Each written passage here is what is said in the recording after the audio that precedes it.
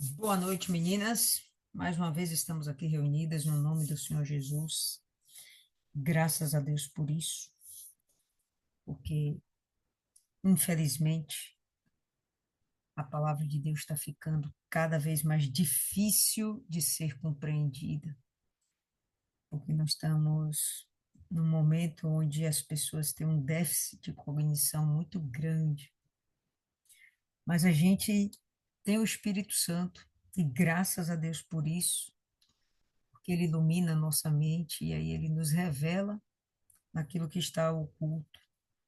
Se for pela nossa própria sabedoria, a humanidade de hoje está perdida. Mas Ele nos dá a direção e estamos aqui, graças a Deus, para meditar a respeito da palavra. Em 1 Tessalonicenses, no capítulo 2, a gente vai ver Paulo falando das suas dificuldades de pregar o evangelho. Todas as cartas que Paulo escreve, ele de alguma forma pontua a dificuldade de pregar o evangelho. E isso é uma coisa que a gente vê até os dias de hoje. Eu evangelizava há pouco um casal, dois jovens namorados, e a menina já tinha ido na igreja pouco tempo atrás, estava indo direitinho, parou. E o rapaz já tinha ido algum tempo atrás, alguns anos atrás, também parou. E aí eu perguntei, por que que você parou, né? Ele chegou e não sei. Aí falei com ela, por que que a senhora parou? Ela também não sei. E eu falei, não, vocês não sabem, mas eu vou dizer para vocês o que foi o diabo. Porque no entendimento de vocês, vocês sabem que vocês precisam de Deus, vocês querem buscar Deus, tanto que vocês já tentaram. Então vocês entendem que Deus é importante, que ter uma intimidade com Deus é importante. Vocês entendem isso. Porém, vocês não conseguem ir adiante, né? Por quê? Porque o diabo faz de tudo para afastar vocês do propósito de Deus.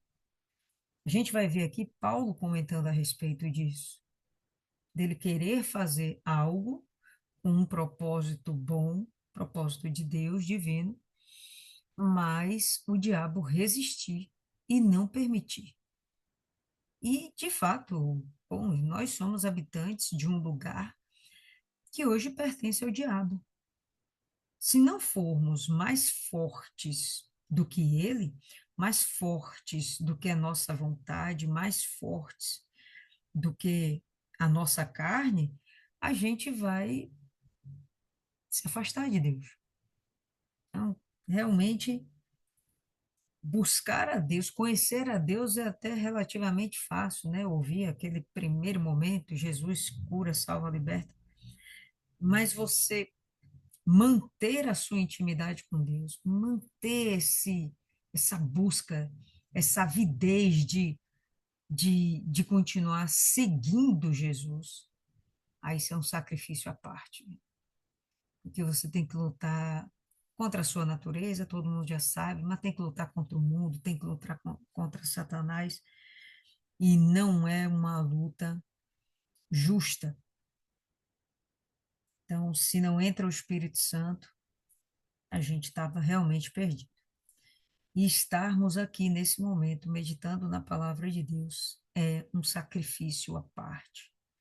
Todas nós entendemos a necessidade que temos, a importância de estudar a palavra, mas a gente sabe o tanto de coisa que a gente tem que vencer, o tanto de obstáculo que a gente tem que vencer, o tanto de coisa que a gente tem que superar para manter essa continuidade nessa busca. Não, não é fácil. Paulo é um exemplo de perseverança para a gente. Sem mais delongas, vamos orar. Senhor nosso Deus, estamos aqui reunidas em teu santo nome. Nos colocamos, meu Pai, mais uma vez diante da tua presença, para que o Senhor venha, meu Pai, nos dar a tua direção. Abra nossa mente, Deus, nos santifica. Faça, meu Pai, aquilo que nenhum homem pode fazer. A nossa sabedoria não é capaz de alcançar. Só mesmo através do teu Espírito, só em ti, que podemos alcançar realmente a verdadeira sabedoria. que podemos, meu Pai, ter o discernimento do certo e do errado. É só em Ti, meu Pai, que podemos buscar a nossa força, a nossa esperança.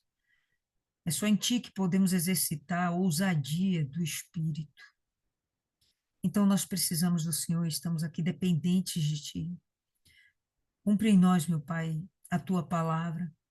Conclui em nós a obra que o Senhor começou lá atrás. Nós somos extremamente gratas, porque o Senhor nos escolheu, porque o Senhor, meu Pai, tem cuidado de nós. Somos gratos. Queremos, meu Pai, mostrar essa gratidão, fazendo a Tua vontade. Então, nos ensine a respeito da Tua vontade. É por isso que nós estamos aqui essa noite.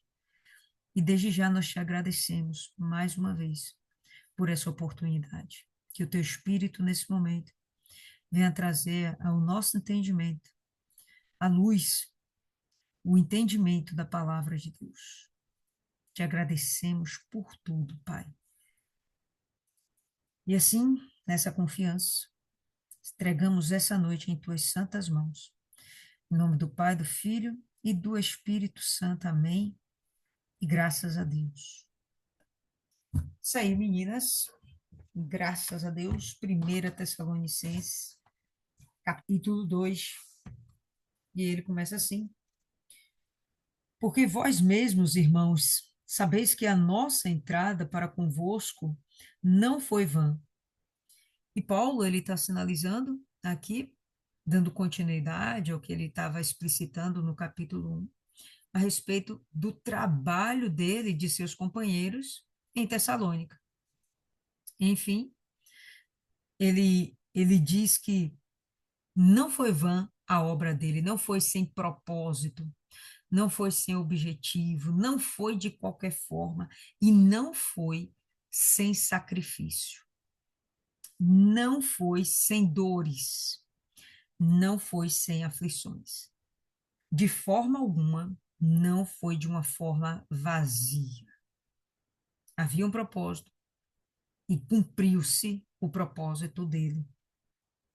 Mas, mesmo depois de termos antes sofrido e sido envergonhados, como sabeis em Filipos, tornamo-nos ousados em nosso Deus para vos falar o evangelho de Deus com grande combate.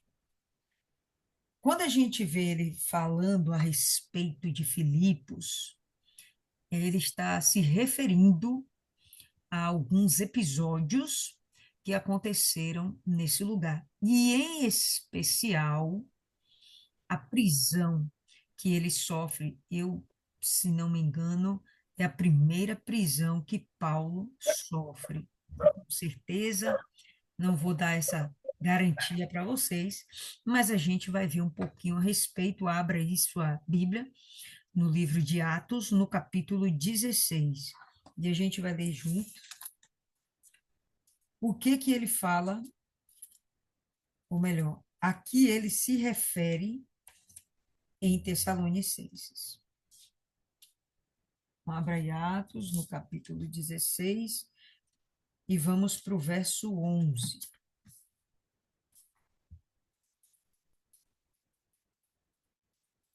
Todo mundo aí?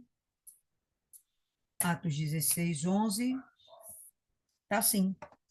E navegando de Troade, fomos imediatamente para Samotrácia, e no dia seguinte para Neápolis, e dali para Filipos, que é a principal cidade desta parte da Macedônia, e é uma colônia. E permanecemos por vários dias nesta cidade. Aí você vai pular para o 12 e você vai para o verso 16.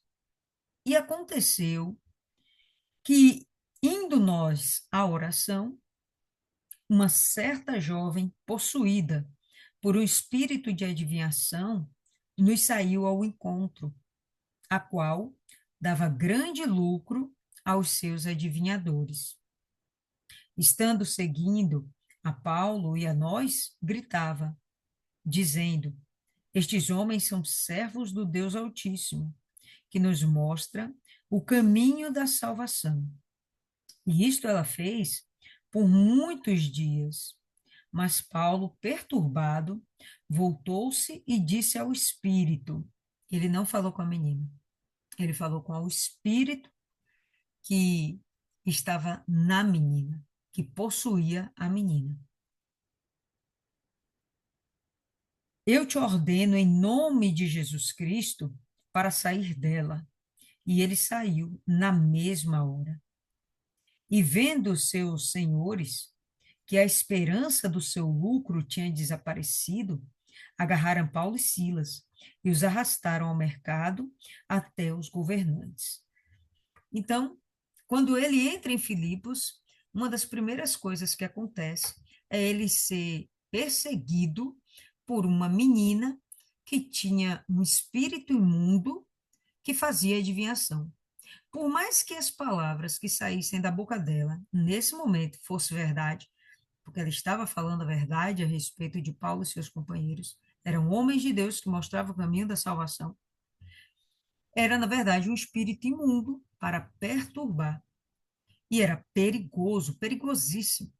Porque se esse espírito imundo fala verdades e a pessoa acredita, quando esse espírito imundo começar a falar as mentiras, as pessoas também vão acreditar. Então, convinha que essa menina fosse liberta. Eu nem sei por que Paulo suportou tantos dias, porque parece que ao longo de dias ela os perturbava. Então, passou-se um, dois, Deus sabe quantos dias, e acaba que ele cansa-se daquela situação e dá um basta nisso. E simplesmente liberta a menina. Talvez a demora dele fosse de reconhecer que ela era possessa por um espírito imundo. Talvez quando ela aparece na primeira vez, não aparece manifestada com as garras para trás e gritando num som de estranho, né? Não, aparecia uma menina falando coisas. Com o passar dos dias, né, ele pode ter percebido que as verdades que ela falava, misturada com as mentiras, apontava para um espírito enganador. Então, Paulo chega, através do discernimento do espírito, percebe que aquela menina precisa ser liberta. Pronto, depois que liberta, as pessoas, os seus senhores, os donos dessa menina, que a usavam justamente por ela ser possuída por um demônio, acabam ficando muito irados, porque perdeu sua fonte de renda. Ela agora liberta, o que que ela vai falar? Verdades. E era só uma menina. Que verdades ela falaria? Jesus cura, salva e liberta. Virou um problema. Eles perderam a fonte de dinheiro, então, obviamente, eles vão para cima, vão atacar aqueles que eliminaram sua fonte de renda, Paulo e seus companheiros.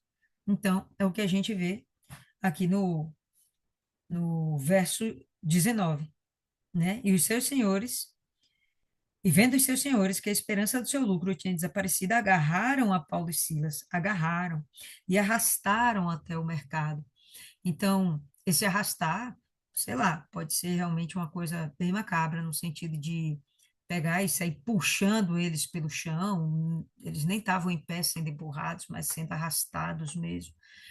E saiu de uma localidade para outra localidade. Só de sair a gente já está vendo uma agressão considerável, né? Uma agressão considerável. Arrastaram ao mercado até os governantes, sem falar da vergonha alheia, né?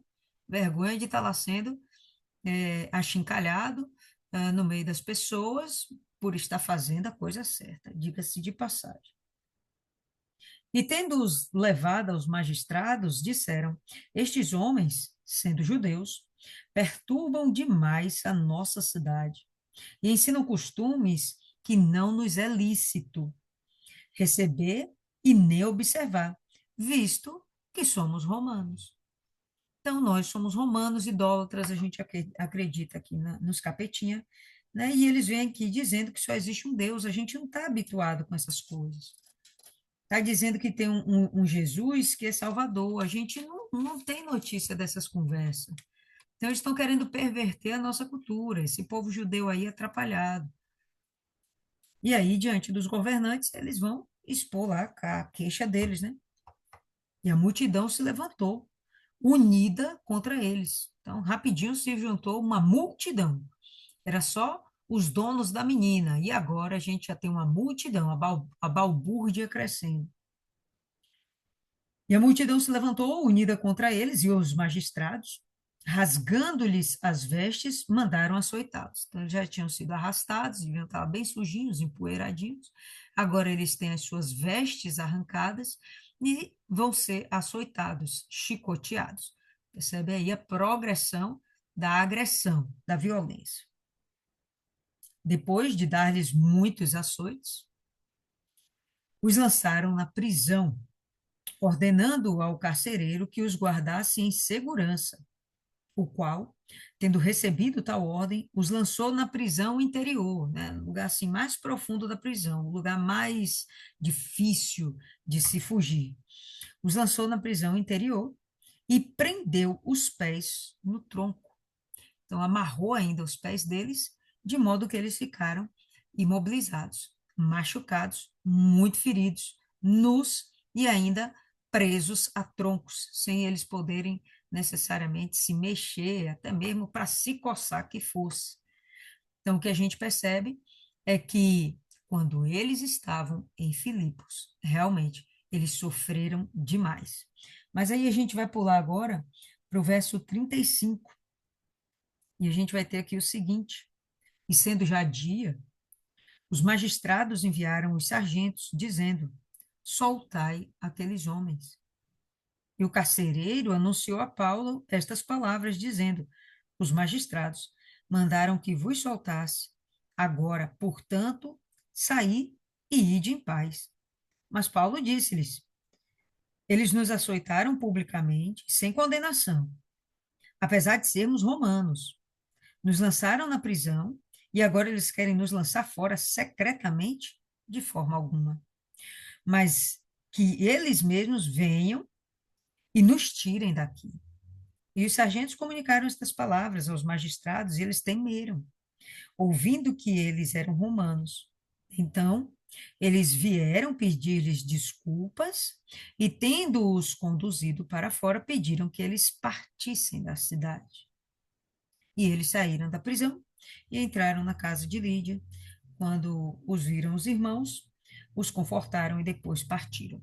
Então, a gente vai perceber que ele sofreu agressões, foi preso, foi injustiçado. E ele fala: eu, como cidadão romano, não era para passar esse vexame. Os magistrados têm consciência disso, isso era um crime contra os romanos.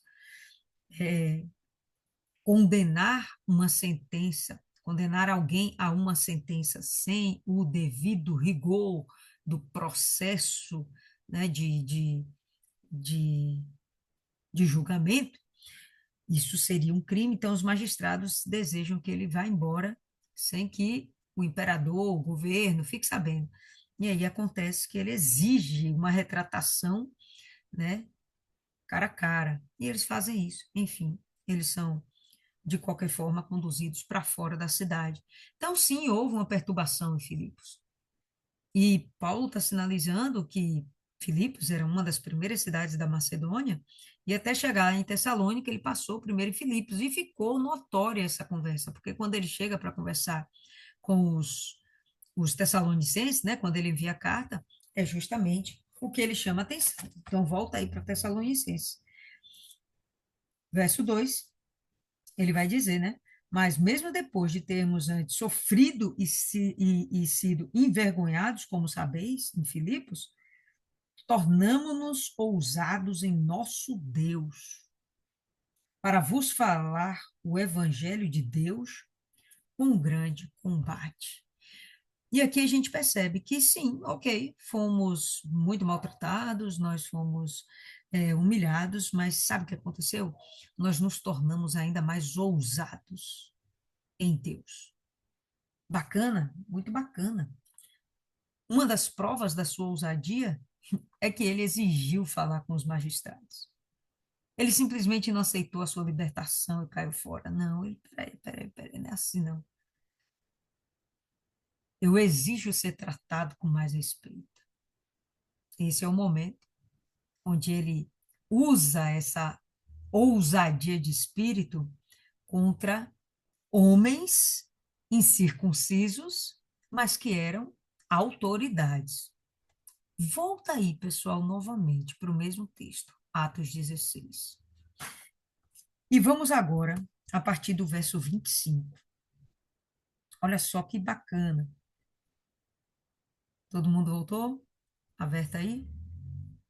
Então vamos lá. Perto da meia-noite, Paulo e Silas oravam e cantavam louvores a Deus. E os outros prisioneiros os escutavam. E repentinamente houve um grande terremoto, a ponto de serem abaladas as fundações da prisão.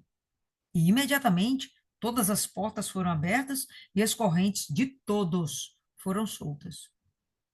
Aconteceu algo extraordinário naquele lugar. Foi um milagre. Paulo ele vai compreender aquilo como sendo uma obra de Deus. Vendo Paulo e Silas que isso tudo está acontecendo por causa deles, vamos combinar, não é para você se sentir a última bolacha do pacote? Não é realmente para você começar a perceber que você tem uma relevância para Deus tal e que você tem que usar essa autoridade de filho de Deus, de servo de Deus? Vamos dar continuidade aí. No verso 27. E acordando o carcereiro do seu sono, e vendo as portas das prisões abertas, desembanhou sua espada. Ele queria suicidar-se, supondo que os prisioneiros tivessem fugido. Mas Paulo gritou em alta voz, dizendo: Não te faças nenhum mal, porque estamos todos aqui. Então, o homem deve ter gritado de alguma forma em desespero, né, vendo as portas abertas, e ele sabia que ele ia ser condenado por conta disso. O carcereiro ia ser culpado pela fuga de todos os prisioneiros, obviamente. Ele ia ser morto. Antes que ele fosse assassinado, ele acha mais honroso assassinar-se. E Paulo grita nessa hora, até com grande misericórdia, diga-se de passagem. Porque esse carcereiro era o seu algoz, era alguém que estava te causando um mal, mas ele chega e peraí, não, não é assim. Ele, com amor, trata essa pessoa. Com amor. Mas Paulo gritou em alta voz, dizendo: Não te faças nenhum mal, porque estamos todos aqui. Então, ele pediu uma luz e entrou. E veio tremendo, prostrou-se diante de Paulo e Silas. E conduzindo-os para fora, disse: Senhores, o que eu devo fazer para ser salvo? E aqui esse homem reconhece que o Deus desses homens é um Deus diferente. É um Deus que abre prisões, que solta correntes, que faz o impossível acontecer. E ele crê. E ele pergunta: o que eu devo fazer para ser salvo? E eles disseram: crê no Senhor Jesus Cristo e serás salvo, tu e a tua casa. E lhe falaram esta palavra, e lhe falaram a palavra do Senhor, e a todos os que estavam em sua casa. Então, em uma madrugada só aconteceu essas coisas todas. E ele, da prisão, tem essa experiência miraculosa, o carcereiro leva ele na casa dele, para que seja salvo ele e a casa dele. Quando ele está lá na casa do carcereiro, ele prega para a família toda se converte, olha lá. E ele, tomando-os naquela mesma hora da noite, lavou-lhes as feridas. E em seguida, ele foi batizado, e todos os seus. Então, levando-os à sua casa, ele colocou alimento diante deles e regozijou-se, crendo em Deus com toda a sua casa. E sendo já dia, bom, isso aí foi o que a gente já viu. Mas, enfim, percebe que isso deu a Paulo mais ainda uma percepção mais clara do poder que ele poderia fazer que fosse manifesto, do poder de Deus que ele poderia provocar a manifestação. Então, volta para Tessalonicenses e a gente entende quando ele fala isso aqui, ó, tornamo-nos ousados em nosso Deus, para vos falar o evangelho de Deus com grande combate. As experiências que nós temos com Deus nos dá uma autoridade para falarmos desse poder, desse Deus para as pessoas. Então, ainda que ele tivesse entrado em Tessalônica também, que vimos no capítulo 1, sob muitas aflições, sofrimento, perseguição, a gente percebe que ele só tem ficado mais ousado. E tudo para ele é um combate que ele tem que combater. E é uma vitória que ele tem que alcançar. E assim ele vai de fé em fé, né? Porque a nossa exortação não foi em engano, nem com imundícia, nem com malícia. Não houve mentira, não houve segundas intenções, não teve maus olhos, foi uma pregação pura, foi na sinceridade, foi com pureza de intenção, pureza de coração. Foi de uma forma santa. Nós chegamos até vocês não para usá-los, mas para exortá-los, para fazer com que vocês abram a mente de vocês, saiam do engano da idolatria e se tornem a adoração do único e verdadeiro Deus. Mas como fomos aprovados de Deus para que o evangelho nos fosse confiado, assim falamos não para agradar os homens, mas a Deus, quem prova os corações. Eles foram aprovados de Deus para que o evangelho lhes fosse confiado. E Deus já tinha preparado esses homens, viu neles um perfil, um caráter. Não é necessariamente que Deus os escolheu, mas Deus percebeu que eles desenvolveram o que era necessário para um servo de Deus. Bom, desenvolvendo isso, Deus os pensou. Agora vocês são meus eleitos e vou lhes dar um crédito, vou confiar para vocês essa missão. Missão dada é missão cumprida. Assim Paulo entendia. Recebi essa missão de Deus e vou levá-la até o fim. Não importam as aflições, não importa a dureza, não importam os problemas. Eu vou chegar lá.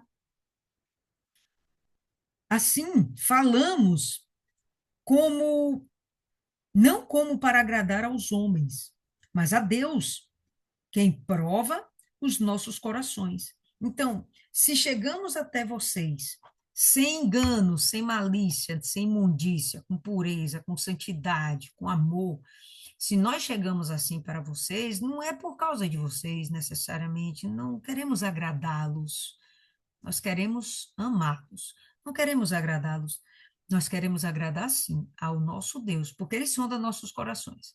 Se a gente chegar diante de vocês com uma intenção impura, Deus não o verá? Então, importa-nos agradar a Deus, não necessariamente a homens. Nosso discurso não veio mesclado, né, de afagos. Ele vai dizer isso, né? Não vou nem precipitar. Ele vai falar isso agora, porque nunca usamos de palavras lisonjeiras, como sabeis. Nem houve um pretexto de avareza. Deus é testemunha. Ainda que vocês não fossem capazes de reconhecer isso, aquele que sonda corações, ele é capaz de reconhecer que nós chegamos aqui com toda pureza de coração. Não chegamos aqui colocando em nossos lábios palavras macias, doces, para os cativar, para os conquistar. E então desenvolvermos nossos propósitos gananciosos, né? Os nossos propósitos de avareza. Não, a gente não tinha propósito de ganhar em cima de vocês. Vemos isso hoje demais. Homens, mulheres que se dizem servos de Deus, líderes espirituais, que buscam ganhar dinheiro com a pregação do evangelho, ou poderíamos dizer ainda, né, com a boa fé de pessoas incautas, pessoas que são inocentes, neófitas na fé.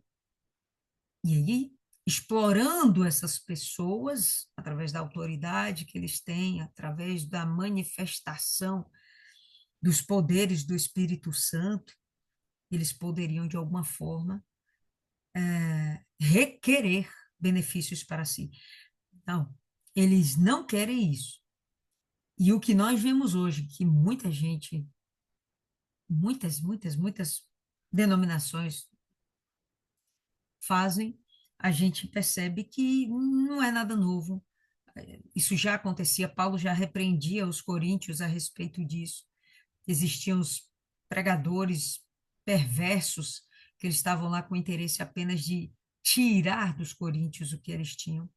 Então, a mesma coisa deveria acontecer no meio dos tessalonicenses, deles serem usados e usurpados. E Paulo está dizendo: a gente não chegou diante de vocês dessa forma. Nossa pregação foi pura e Deus, que conhece nossos corações, sabe disso. E não buscamos a glória dos homens, nem de vós, nem ainda de outros, quando podíamos ser-vos pesados, como apóstolos de Cristo. Nós não buscamos que vocês viessem nos servir. Nós não buscamos a glória de homens. Não estamos aqui para sermos servidos. Poderíamos até, como somos apóstolos de Cristo, nós temos o direito de termos também uma sacola. Lembra que Cristo tinha uma sacola? Que quem ficava com essa sacola era Judas, o tesoureiro?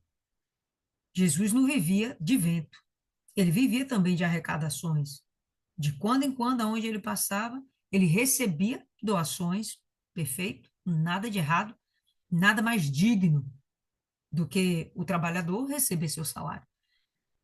E aqui a gente vê Paulo dizendo isso. Eu poderia ser-vos pesado, eu poderia aqui me encostar em vocês e esperar que vocês nos sustentassem, nos suprissem em todas as nossas necessidades. Por quê? Porque eu estou aqui como apóstolo de Cristo, um enviado de Cristo, deveria ser tratado como tal. Lembra dos 70 que foram enviados por Cristo? E Cristo ele fala: olha, vocês não levem nada demais, porque lá, onde vocês vão ser supridos em tudo. Não precisa levar 2 sandálias. Não, não. Não leva nada demais. Porque aonde vocês chegarem, suas necessidades serão supridas. Então, como pregador do Evangelho, Paulo e seus companheiros tinham sim direito a receberem donativos, a receberem recompensa monetária, material, pelo serviço prestado. Poderia, poderia, mas ele quer fazer a coisa de forma tão, ah, tão limpa, de forma a não dar motivos para ninguém falar mal, que ele fala: olha, eu não vou ser pesado para vocês. Fica preocupado não que a gente aqui vai dar nosso jeito. Ele vai dizer: mas fomos brandos entre vós, como a ama que cuida de seus filhos. Então, se você imaginar uma ama, né, ou até mesmo uma mãe, cuidando dos filhos, a gente não vai esperar que essa mãe, essa ama, espere algum retorno do filho, porque o filho é pequeno, pelo contrário, o filho só vai consumir, consumir, consumir, só vai sugar, sugar, sugar. E não estou falando só de leite materno, estou falando da vida mesmo. Consome tempo, suga tempo, absorve propósitos. A pessoa tem que renunciar por causa daquela criança agora, daquele filho, tem que renunciar a si mesmo, seus projetos, porque ela vive agora em função daquela criança. Então, Paulo estava ali vivendo em função daquela igreja. Em vez de ele tirar alguma coisa dela, não, ele só fazia dar, dar, dar. Então, eu fui para vocês como a ama é para os seus filhos, eu só dei. Não exigi nada de vocês. Assim, nós, sendo-vos tão afeiçoados, tão apegados a vocês, de boa vontade, quiséramos comunicar-vos, não o evangelho de Deus apenas, mas ainda as nossas próprias almas. Nós não estamos apenas confiando a vocês o Evangelho de Cristo. Nós estamos confiando a vocês as nossas próprias almas. Nós estamos sofrendo aflições por causa de vocês. Nós estamos aqui padecendo por causa de vocês. Não estamos fazendo isso para agradá-los, mas para agradar aquele que nos enviou. Que fique claro. Mas ainda as nossas próprias almas, porque eres muito queridos a nós, muito querido a nós. Ele tinha prazer em fazer isso. Não só Paulo, seus companheiros também. Paulo fala em nome de pelo menos mais dois aqui, que é Silas, chamado aí de Silvano, e o próprio Timóteo. Então, havia dentro deles esse desejo de querer estar lá e não ser pesados, não serem pesados para, para os Tessalonicenses. Ele vai continuar. Ah, porque bem vos lembrais, irmãos, do nosso trabalho e dor. Não tem jeito, povo lindo. Pregação do evangelho implica em aflição, implica em dedicação, implica em aplicação de tempo, implica em disposição para fazer toda a vontade de Cristo, implica em dor, implica em sacrifício, implica em renúncia, implica. Não tem uma vida cristã sem sofrimento, não tem. E vamos repetir que esse sofrimento não é uma coisa ruim. É algo que sofremos pela oposição ao Evangelho. Sofremos por conta de Satanás e por conta daqueles que se colocam como anticristos. Vamos sofrer oposição. Não é que Deus queira nos infligir algum tipo de dor. Não é isso.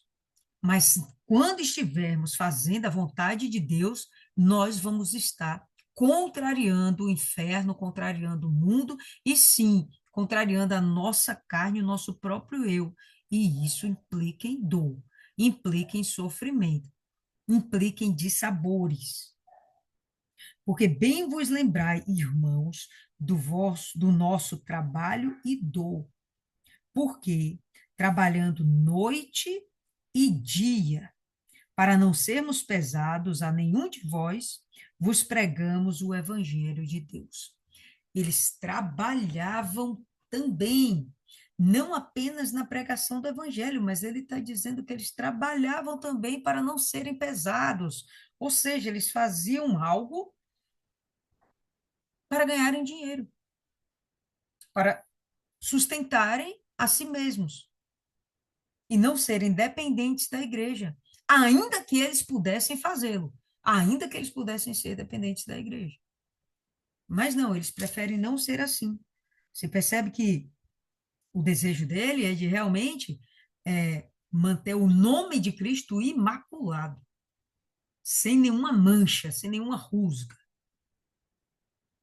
Vós sois testemunhas, e Deus também, porque o vós sois testemunha, porque eles viram o proceder.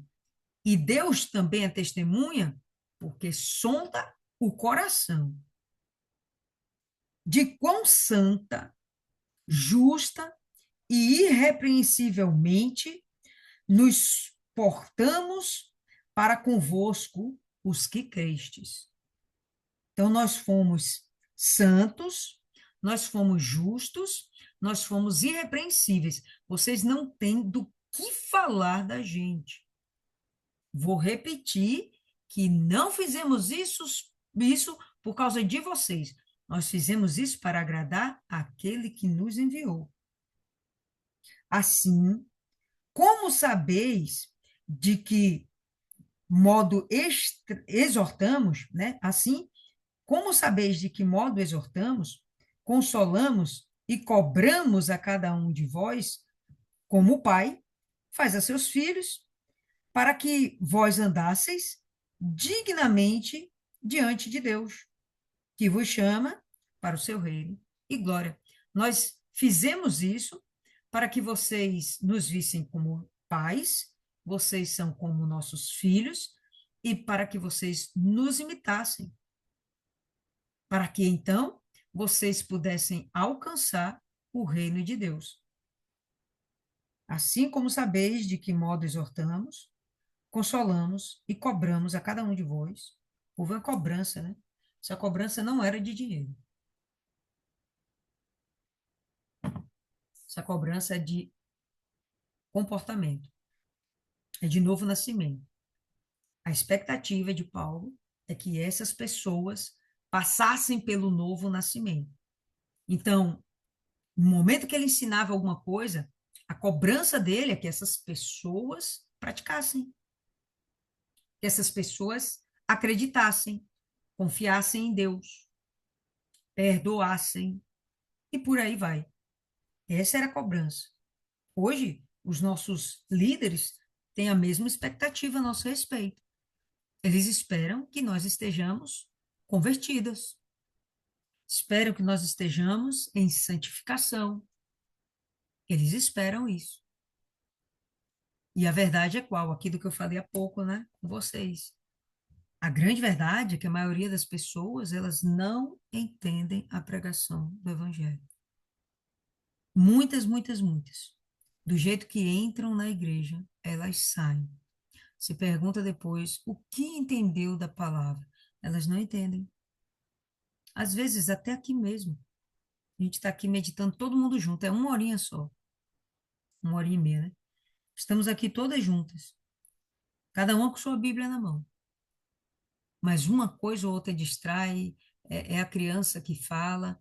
É o familiar que chega e te distrai. E nesse momento de distração, você perde o fio da meada. E depois fica complicado você acompanhar todo o contexto, acompanhar todo o ensinamento da palavra. E isso está acontecendo demais. Se nós realmente tivéssemos um aproveitamento da pregação da palavra de 100%, tu é doido, a igreja era para estar explodindo de pessoas santas com a igreja cheia de gente. Porque essas pessoas santas teriam uma autoridade que seria capaz de atrair multidões aos pés de Cristo.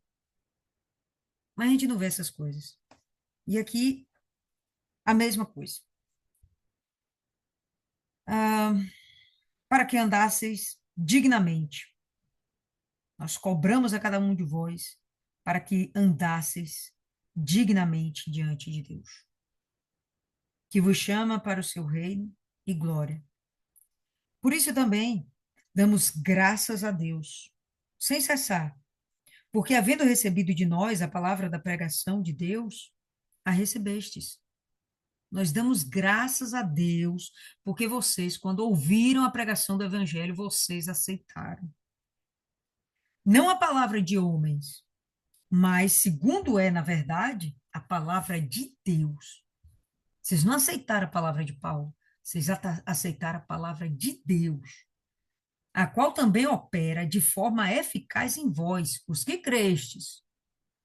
E os que não creram, a palavra não opera em quem não crê. A palavra só dá fruto naquele que crê. Quem não crê, não tem fruto. Quem não crê, não dá fruto.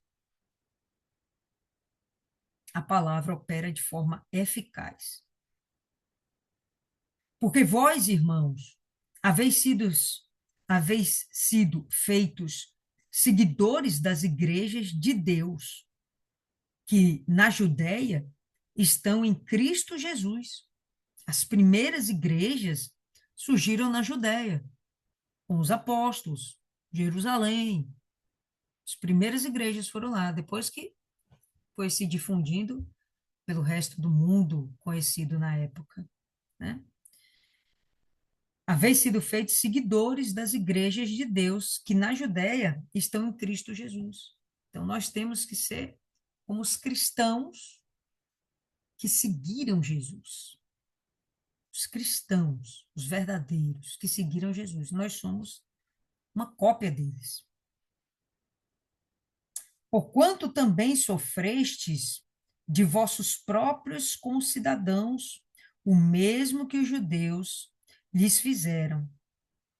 Jesus sofreu a mesma coisa que os crentes agora estão sofrendo. Jesus sofreu dos seus concidadãos, dos judeus, perseguição, os quais também mataram o Senhor Jesus. Os judeus mataram Jesus. Só Jesus? Não. E os seus próprios profetas. E nos têm perseguido. E não agradam a Deus. E são contrários a todos os homens. O judaísmo era extremamente pernicioso.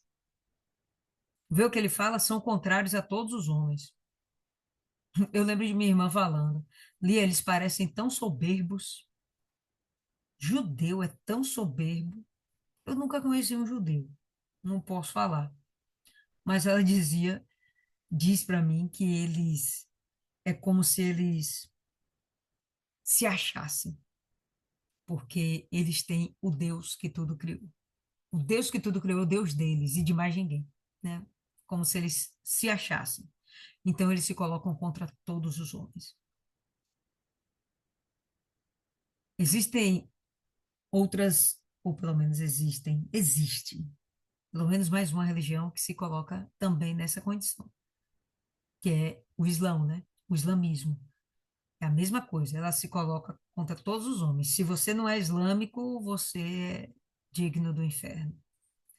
Enfim, então, Paulo está fazendo uma consideração de que os verdadeiros cristãos serão perseguidos, especialmente por aqueles que não entenderam a mensagem da cruz.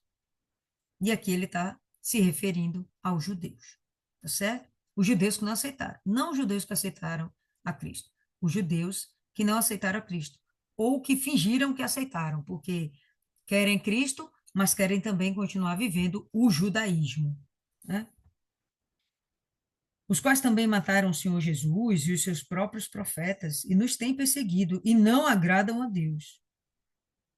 Eles são povo escolhido de Deus, mas eles não agradam a Deus. E são contrários a todos os homens.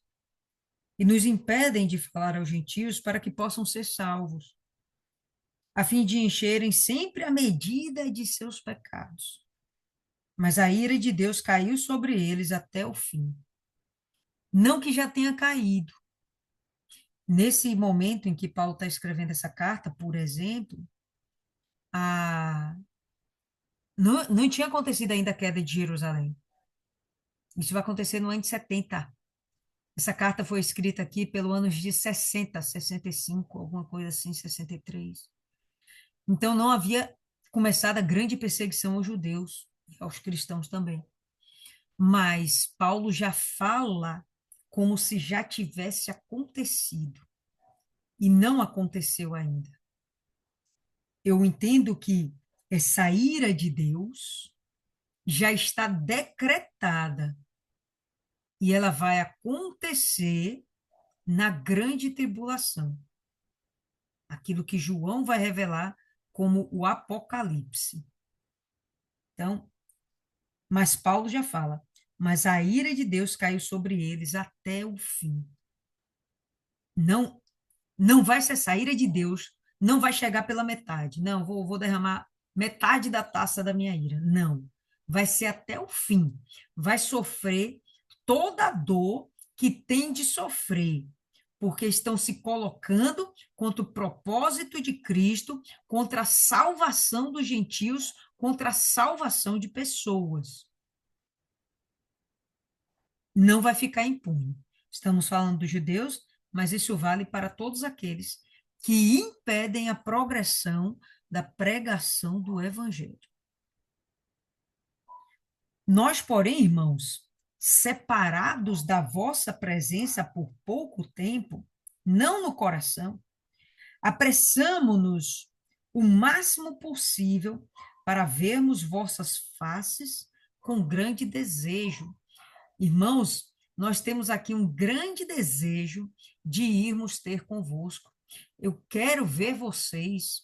As notícias que chegaram a mim de vocês, poxa, elas são tão legais. Elas são tão animadoras que eu tô doido para ir ver vocês de novo. Tô doido. Aí ele vai dizer: por isso, bem quisemos ir ter convosco, pelo menos eu, Paulo, uma e outra vez, não só uma vez, mas duas vezes. Mas Satanás nos impediu. Então, a gente percebe que o que Paulo está fazendo é a obra de Deus, mas ele está fazendo isso no campo de Satanás. Não é de nos espantarmos que o diabo venha a ter alguns êxitos. Não é para a gente se espantar, mas é para termos noção de que o diabo faz de tudo para nos paralisar. O que aconteceu que fez Paulo não cumprir o seu propósito, o desejo que ele tinha no seu coração? O que foi que impediu Paulo? Alguma obra de Satanás. Talvez, como eles estavam nesse momento em Corinto, aqueles problemas que estavam acontecendo dentro da igreja de Corinto, a gente estudou primeiro e segundo Coríntios, a gente lembra aí, né? Que era muita coisa, muita coisa. Corinto estava uma igreja toda bagunçada. E quando Paulo achava que estavam as coisas entrando em ordem, estava lá bagunçando de novo. A Santa Ceia era uma desordem, era uma disputa entre eles, divisão dentro da igreja, né? Grupinhos. Isso estava bagunçando tudo e Paulo se viu obrigado a permanecer ali por um pouco mais de tempo. Por quê? Pelas obras de Satanás naquele lugar. Provavelmente foi isso que aconteceu. Não foi Deus que impediu. Lembra? Tem um momento que Paulo quer ir para um lugar e Deus fala: não, você não vai para lá, não, você vai para outro canto, vai para os macedônios. Mas aqui não foi Deus, aqui foi Satanás. E Satanás pode também impedir a nós de concluirmos a obra de Deus, de sermos a obra de Deus. Satanás pode ter suas pequenas vitórias. Exemplo, bem besta, né? Você ter uma discussão com um familiar. Você tá lá, tá tranquilo, não sei o quê, de repente vem um assunto que não tem nada a ver, quando menos espera, você já perdeu a paciência, você já falou que não devia. Vitória de Satanás. Você já machucou o coração de alguém. E se machucou também, né? Porque quando a gente machuca alguém que a gente ama, a gente se machuca também. Então, obra de Satanás. Ele ficou lá perturbando, lançando seus pensamentos perturbadores, e você caiu nessa conversa. Não, você tá para ir na igreja, né? O culto das 19 horas. Aí você pega um engarrafamento triste. Obra de Satanás. Não, você vai fazer o trabalho da evangelização. Pneu do carro fura, do nada. Obra de Satanás. Ah, não, Lívia, nem tudo é o diabo. Concordo, nem tudo. Mas uma coisa é certa. A gente está trabalhando no mundo dele. A gente está trabalhando no campo dele, na área dele. Estamos no campo do inimigo. Ele vai fazer de tudo para atrasar a obra de Deus. Ele vai fazer de tudo para nos parar, nos paralisar. Porque qual é a nossa esperança ou alegria ou coroa de glória? Por acaso não sois vós na presença do nosso Senhor Jesus Cristo na sua vinda? Qual é a minha honra? Qual é a minha coroa? Qual motivo eu tenho para me sentir recompensado? Né? Qual a minha recompensa no trabalho de falar o evangelho para vocês? Qual a minha recompensa? A recompensa é que vocês estejam em Jesus Cristo. Se vocês permanecerem em Jesus Cristo, eu estou feliz. Essa é a minha recompensa. Não preciso do dinheiro de vocês, não preciso do reconhecimento de vocês, não preciso da glória de homens. O que eu preciso é que vocês estejam na presença do nosso Senhor Jesus Cristo em sua vinda. Quando ele voltar, percebe que Paulo acha que isso vai acontecer em breve, né? Quando ele voltar, eu quero que vocês estejam diante do Senhor Jesus, porque ele só vai buscar os seus, os que creram. Porque vós sois nossa glória e alegria. Vocês são aquilo que, que nos que nos dá realmente, acho que a melhor resposta, a melhor palavra é recompensa. Vocês são aquele que coroam o nosso trabalho. Quando a gente vai lá, trabalha o mês inteiro, qual é a nossa coroa? Qual é a nossa glória? Qual é a nossa honra? Receber o bendito do salário. Então o cara está lá trabalhando para ganhar almas. Qual é a glória dele? Qual é a honra dele? Qual a sua recompensa? Pô, que as almas se convertam. E aí tá tudo certo. Isso vai ser motivo de glória e de alegria. Sem sombra de dúvidas, né? Tudo que a gente quer é ver o fruto do nosso trabalho. Tudo que a gente quer. Em qualquer área, dentro do nosso casamento, na criação dos filhos, a gente quer ver o fruto. Quem aqui que não quer que seu filho seja um segundo você, aperfeiçoado, melhorado? As pessoas olham para ele, nossa, parece com você. Como ele tá, como ele tá assim, como ele tá assado, como ele é dedicado, né? Olha, você se sente como cheia, orgulhosa, né? Com certeza, tá certo. É uma versão melhorada de você. Paulo esperava exatamente isso dos Tessalonicenses. E ele está felizão, porque ele está vendo que isso está acontecendo. Meninas, o que é que fica para vocês no capítulo curtinho?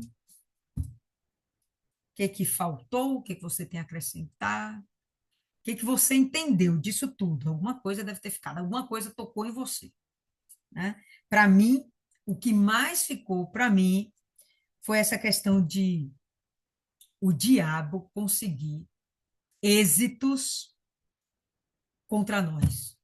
O diabo conseguir suas pequenas vitórias atrapalhando a, a missão que a gente tem de pregação do evangelho. Isso aí, para mim, foi o que mais ficou. Inclusive, hoje, na hora que eu estava convidando, acho que as duas últimas pessoas que nós convidamos hoje no trabalho, as duas últimas pessoas, eu abri a Bíblia e li esse verso. Porque a outra obreira que estava do lado, ela chegou e falou: Olha, pode acontecer de na sexta-feira o ônibus atrasar, né? Acontecer uma coisa. Eu falei: Olha, eu vou ver, eu vou mostrar para vocês que isso acontece. E quando isso acontece, é o diabo por perturbar a nossa vida. Aí abri essa passagem e mostrei: Olha, Paulo ele tinha um propósito, Paulo era de Deus e o propósito dele era de Deus, mas o diabo paralisou. Então vocês, né, dando exemplo, vocês têm que ser mais que o diabo. E vocês têm que desejar chegar à casa de Deus até chegarem à casa de Deus. Mas e para vocês, o que é que ficou? Dona Cida, fala aí. Dona Cida está quase dormindo, mas ela está acordada, que eu sei que ela está acordada. A gente vai dormir já, Dona Cida. A gente já vai dormir. Olá, boa noite. O que ficou para mim é a missão, né, de Paulo em ganhar almas, né, gostar, né, levar o evangelho, né, querer lutar, né, e ver o ganho de alma, porque é o que acontece com a gente. A gente sai da nossa casa para evangelizar, a gente fica feliz quando uma pessoa dá atenção, né? Outras pessoas passam, nem olha para a cara da gente, mas quando a gente encontra alguém que abre o ouvido, né, para ouvir o que a gente está falando, aquilo ali enche a gente de tanta, sei lá, euforia, de tanta. Eu fico assim, feliz. Só a pessoa está prestando atenção no que eu estou falando, é muita alegria. Isso é o salário da gente, né, do cristão, é a alma que a gente vai ganhar. Porque o que a gente falou ali vai ficar plantado, né? A semente vai brotar se realmente aquela pessoa, né, der lugar, porque foi plantado ali. A gente saiu, falou, né, aquela pessoa ouviu, né? Porque muitas vezes a gente fala, aquela pessoa está dizendo, ah, é. e não está dando atenção nenhuma. Mas tem pessoas que realmente, né, têm sede. E a gente vê, tem muitas pessoas que não tá nem aí para a palavra, mas tem pessoas que estão com sede da palavra de Deus. É abrir o coração, e isso aí é o maior salário da pessoa que é convertida, do cristão, né? Do evangelista. Como Paulo, né? O salário dele era almas, era ganhar almas, era levar a palavra de Deus, né? E realmente fica para a gente, como a senhora falou aqui do diabo, ele tenta, mas os planos de Deus não podem ser frustrados. Ele pode tentar, ele pode parar o ônibus, ele pode fazer o que ele quiser, furar o pneu, mas a gente tem que ser mais forte do que ele. Nem que seja no amém miserável, eu vou chegar lá. Eu vou chegar lá, nem que seja para eu falar no altar ali, mas eu vou chegar lá, que a gente sabe que ele é astuto, né? Miserável é astuto, aí a gente luta contra a cilada dele. Eu sou assim, quando eu vejo que eu vou para algum lugar, que eu quero fazer a vontade de Deus, e que aquele negócio está dando tudo errado, eu digo, pois é, pois eu vou, tem que estar para dar um amém. Não quero nem saber. Essa é a nossa alegria, né? Ganhar alma.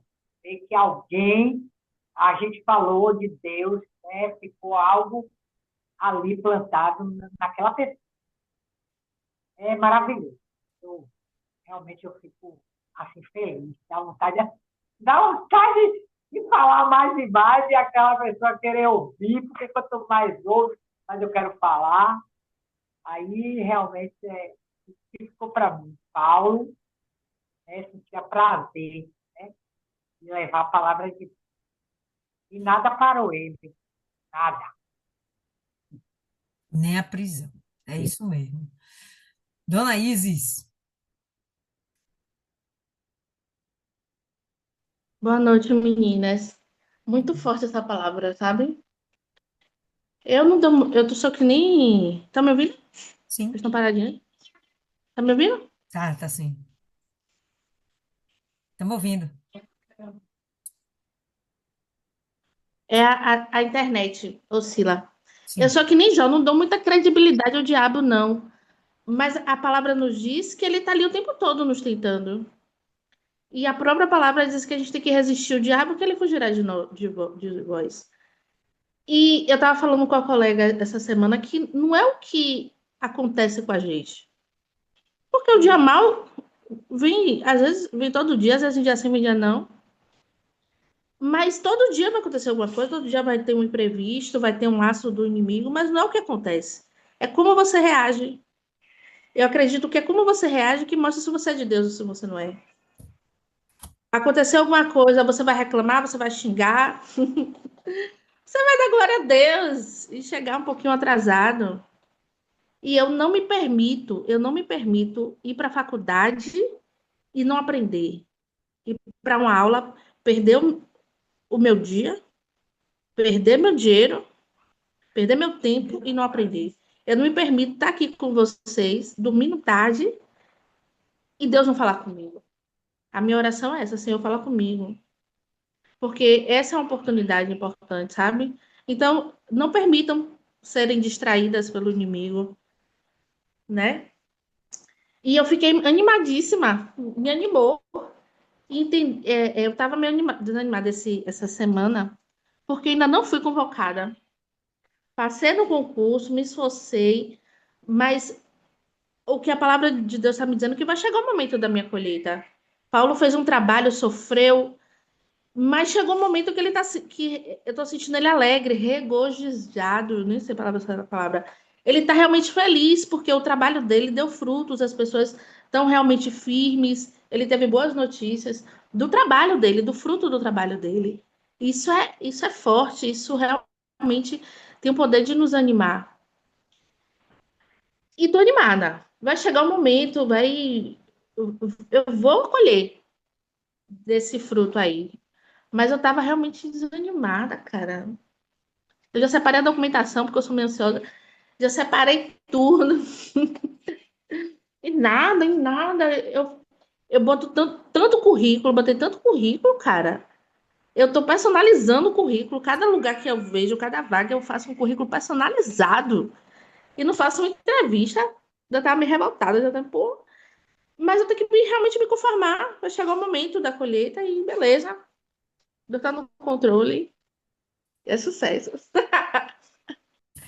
É isso mesmo, vai dar certo, sim. É o tempo, tá certo. O pensamento tá corretíssimo, coerente. Viviane, Boa noite, menino. boa. É isso mesmo, viu, Isis? Já aconteceu comigo várias vezes isso daí, de ansiedade. E Deus sempre ali me mostrando, né? Espere, espere. E a gente tem que esperar, né? A vontade de Deus, porque não é a nossa vontade, é a vontade dele. Então ele sabe o momento certo para a gente tomar posse, da promessa, né? E esse capítulo muito forte. Fala muito, eu entendi assim, a missão de Paulo, né? A missão dele, ele, como esse plantio que ele teve, né? Que ele ficou feliz, concordo com as meninas que elas falaram aí, que ele ficou alegre por causa da igreja, né? Que ele plantou e ele ficou feliz, né? E tem essa parte também do maligno, né? Que ele faz de tudo. Ele faz de tudo, gente, pra gente não ir adiante, né? É coisa que acontece, viu? Que só a misericórdia mesmo, se a gente não for firme, não for perseverante. Como a própria palavra de Deus diz que até os filhos das trevas são mais hábeis do que os filhos da luz, né? E isso é revoltante, dona Línia. E às vezes eu fico revoltada porque, assim, quando eu leio, assim, coisas de Paulo e me vejo assim, não, meu Deus, eu tô fazendo muito pouco. Eu tô fazendo muito pouco, o que é que eu tenho que fazer mais? Eu me sinto assim, sabe? Que muito pouco porque esse homem fez. Essa semana eu tava lendo um versículo aqui que eu não tô me lembrando aqui direito. Que ele se fez de fraco para conquistar os fracos, para ele ganhar aquelas almas pro Senhor Jesus. Esse homem fez cada coisa que eu fico assim, meu Deus do céu, eu não chego nem a unha do pezinho. O que que esse homem fez, gente? Eu me sinto assim, um nada assim. Eu fico assim, meu Deus, como é que pode uma coisa dessa? E eu me cobro porque eu vejo que não estou fazendo nada, muito pouco, muito pouco. É muito pouco, gente. E é isso, Deus me cobrando, né? Faça mais. Faça mais em prol do reino de Deus, faça mais. Então é isso que ficou para mim, né? É extraordinário. Paulo é demais. Perfeito. Dona Ana, vamos encerrar com a senhora e a senhora vai fazer a oração final aí, abençoar a gente. Boa noite. Boa. Realmente muito interessante mesmo, muito forte esse capítulo. E hoje eu tive assim, eu fui para o culto de meio-dia, o culto da saúde. Quando voltei, senti, à tarde comecei a sentir dor na junta, nos dedos do cotovelo, a mão toda, sentindo dor mesmo que estava me incomodando. Meu Deus, por que isso? Por quê? E a moleza, resultado, acabei deixando, né? Vendo até onde ia. Tomei assim tomei uma vitamina C para ver até onde ia. E não fui para a evangelização. Quando foi agora de noite, na hora da meditação, uma fisgada do olho para o meio da cabeça. Aí eu preparei tudo, me sentei aqui, aí começou a dor forte, como se estivesse furando a minha cabeça, furando mesmo, agulhando a cabeça. Eu levantei, fui no quarto, aí peguei aquele óleo que a gente usou, levou para o monte, aquele óleo do monte, ungi a minha cabeça. Eu já tinha ungido antes de começar a meditação. Voltei a ungir novamente e falei com Deus que eu não aceitava, se era física ou espiritual, que eu não aceitava que essa dor continuasse na minha mente, na minha cabeça, me impedindo de ler. Bebi a gota do milagre e sentei aqui, aí fiquei. A senhora acredita que a dor foi para o inferno? Claro que acredito. A agulhada foi para o inferno, porque estou aqui, ó, tranquila, nem no olho, nem na cabeça, nem em lugar nenhum. E realmente isso tudo é o Satanás mesmo, para querer nos afastar, distanciar mesmo do que se remete a Deus, da comunhão com Deus. Eu fiquei revoltada. Domingo também foi a mesma coisa, aqui em casa. Eu geralmente, que tô indo no culto das 10, eu vou me arrumando e ligo para ir assistir o culto de lá do Templo de Salomão, de 7 horas. A TV, quando eu liguei a TV não funcionou. Apareceu a imagem, mas não saía a voz. Eu fiquei chateada. Nada, aí peguei, desliguei a TV e liguei meu celular. Fiquei assistindo pelo celular, fazendo as coisas e vendo pelo celular. Mas depois eu peguei e fui orar. Ungi a TV e orei. Porque eu perdi uma TV assim.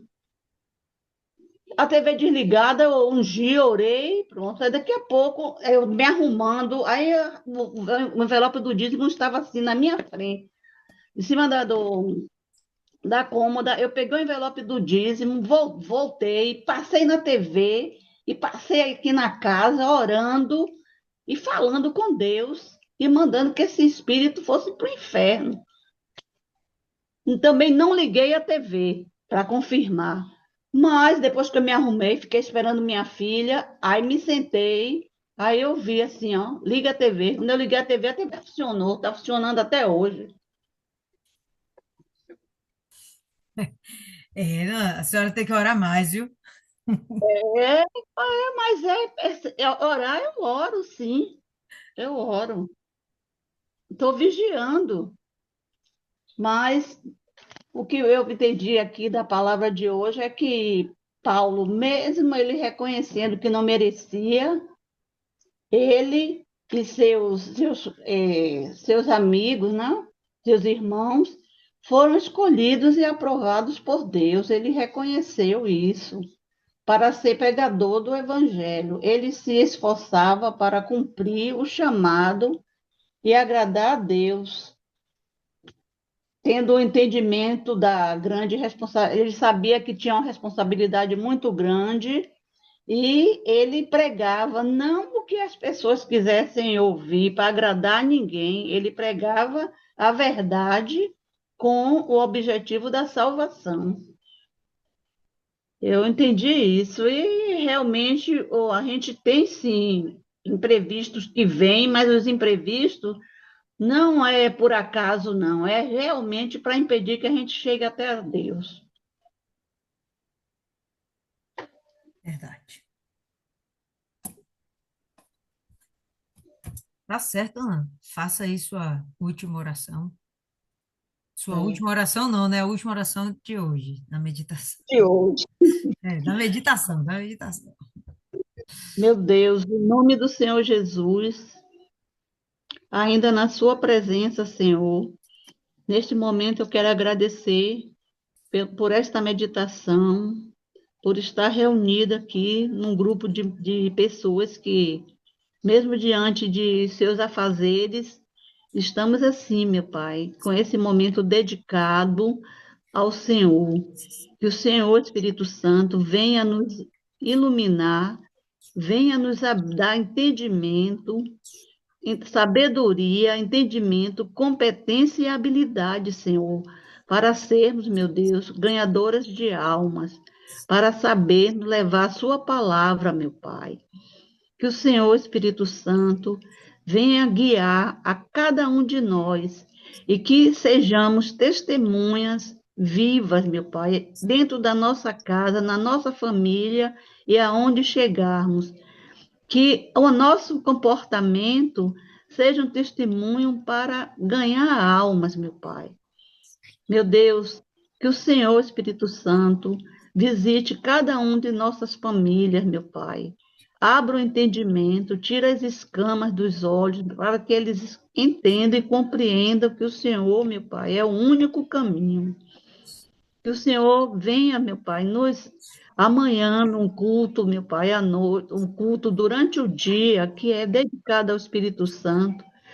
Leva as pessoas, meu Pai, que pessoas vão e que elas venham ter, meu Senhor, um encontro com o Senhor, Espírito Santo. Prepara os corações e prepara os teus servos para que eles venham falar tudo o que precisamos ouvir, Senhor.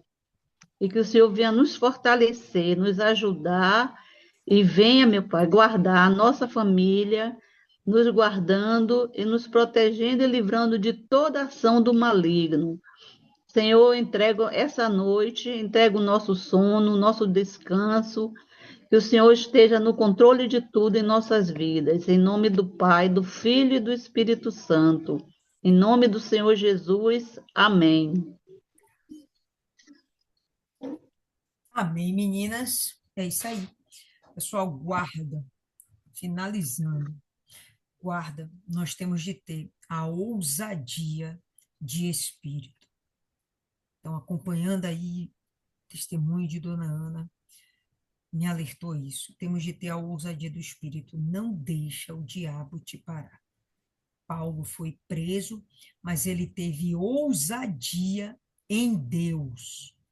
Não foi ousado com Deus. A ousadia dele vinha de Deus, pela confiança que ele tinha em Deus, pela consciência que ele tinha de quem ele era em Deus, ele era ousado para cumprir a vontade de Deus. Nosso maior propósito de vida não é nascer, viver, morrer. É nascer e servir a Cristo. E morrer não está em nossas contas, porque nós já estamos vivendo a vida eterna. Ousadia de espírito. Tá bom? Que Deus abençoe todas vocês. Te espero na próxima meditação. Boa noite. Boa noite.